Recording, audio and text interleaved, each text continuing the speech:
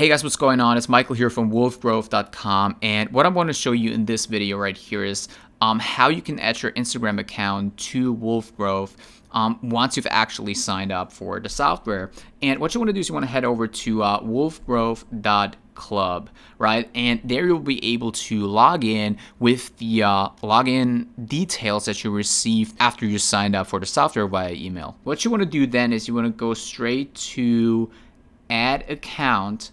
And there you have to click New Account, and then you just have to basically add your account. So that's pretty straightforward. I will add my personal account real quick. Just type in your password.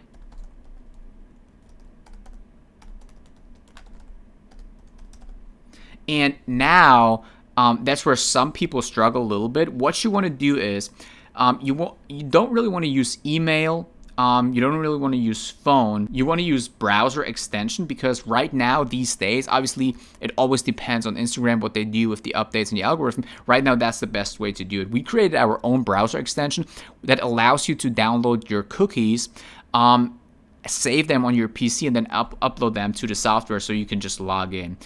This sounds a little bit complicated, but it really is not. So let me show you real quick how this works. Yeah, and what it will tell you is, it will tell you to install the WolfGrowth Session Pro extension for Google, right? And that's what we're going to do right now. We're going to just click Add to Chrome, and there it basically is. Then what we are going to do is we're going to head over to Instagram. So we're going to type in instagram.com, and we're just going to log into our account. And I'm already logged into my account right now, as you can see. So we just want to log in, and then we want to go to the Wolf Session Pro add-on, and then we want to click on download.